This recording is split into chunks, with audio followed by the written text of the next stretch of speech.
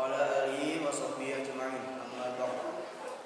Pertama-tama marilah kita panjatkan puja dan puji syukur atas kehadirat Allah Subhanahu wa taala yang telah melimpahkan rahmatnya serta nikmatnya kepada kita semua sehingga kita dapat berkumpul di tempat yang mulia ini bersama melaksanakan sholat isya secara berjamaah dan insya Allah akan dilanjut dengan sholat tarawih secara berjamaah pula.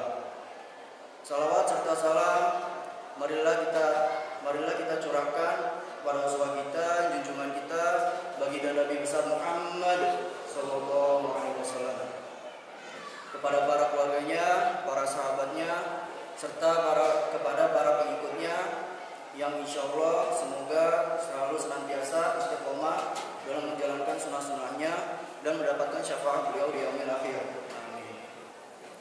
Berdirinya saya di sini, saya ingin menyampaikan beberapa maklumat.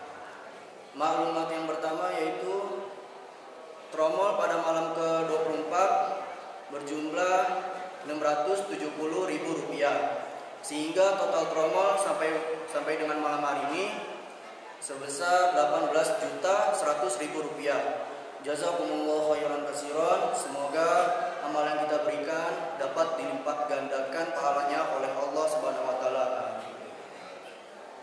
Maklumat yang kedua yaitu petugas salat tarawih malam hari ini. Imam akan dipimpin oleh Bapak Ustadz Khairul Anam. Bilal akan dikumandangkan oleh Saudara Sodik. Kultum akan diisi oleh Bapak Ustadz Khairul Anam. Kurang lebihnya mohon maaf. Wabillahi taufiq wal hidayah. Wassalamualaikum warahmatullahi wabarakatuh.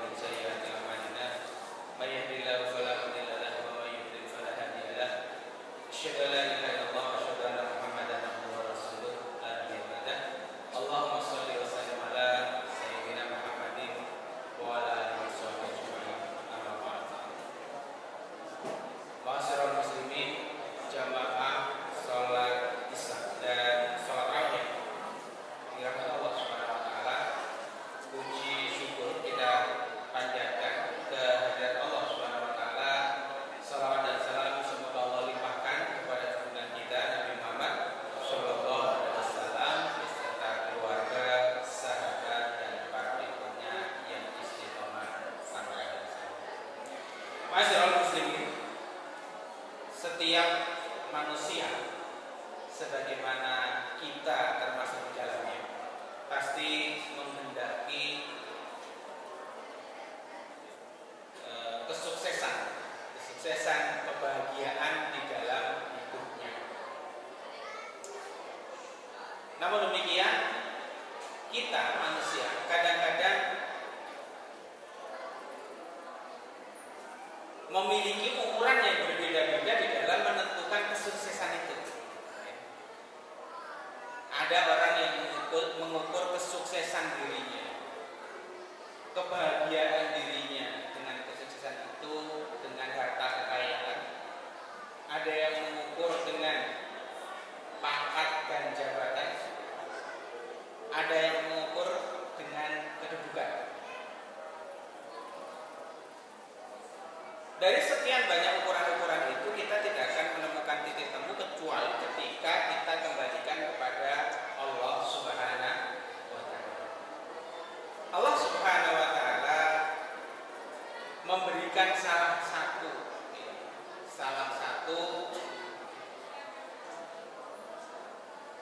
bentuk dari kebahagiaan, bentuk dari kesuksesan yang ini harus diterima oleh umat Islam.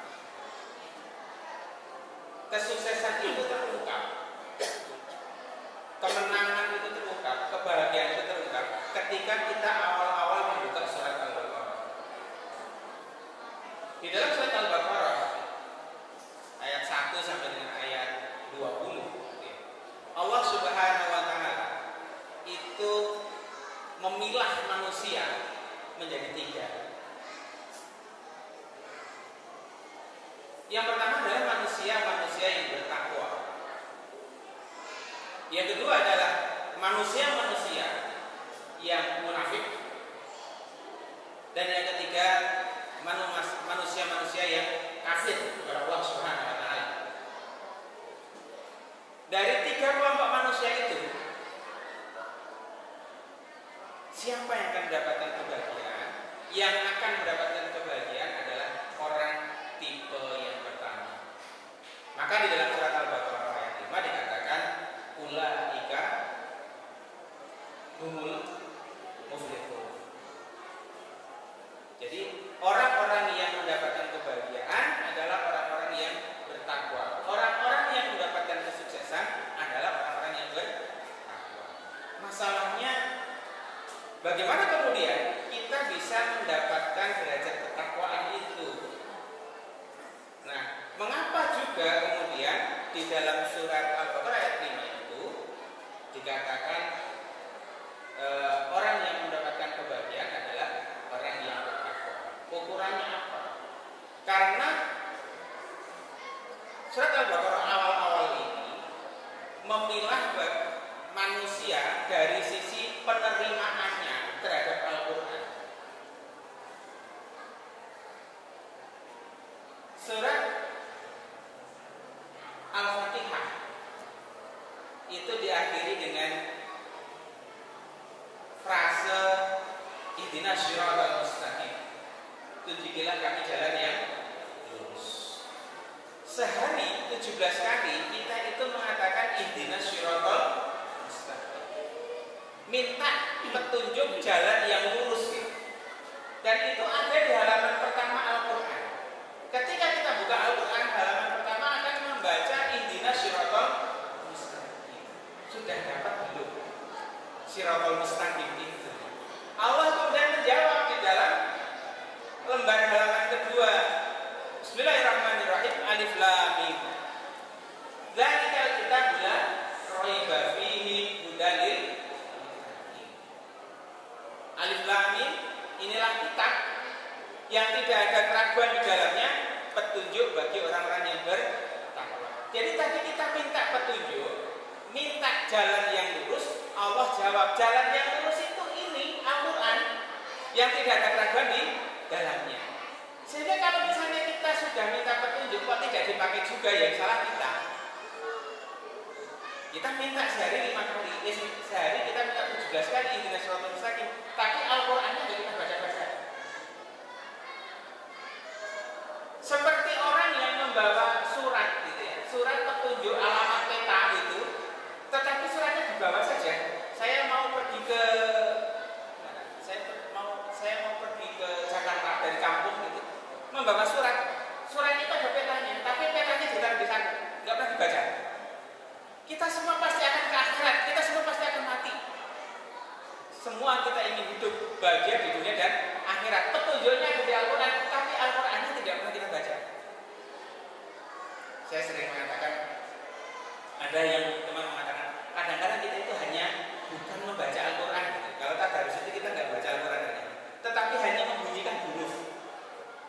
Hanya membunyikan huruf. Ini bunyinya A, ini bunyinya Ba. Membaca itu ngerti yang dibaca apa. Kalau kita membaca Al-Quran itu kan kita hanya keluar suaranya saja, dan kita tidak ngerti artinya. Benar Bapak ikut ya? Jadi kita mengingatkan tadarus kita itu, tadarus artinya dibaca. Tadarus kita itu dari mengeluarkan suara dari mulut kita yang suaranya sesuai dengan petunjuk Rasulullah menjadi utlu atau darasa atau qiraah, membaca yang kita paham artinya. Nah, kita tingkatkan itu. Agar apa?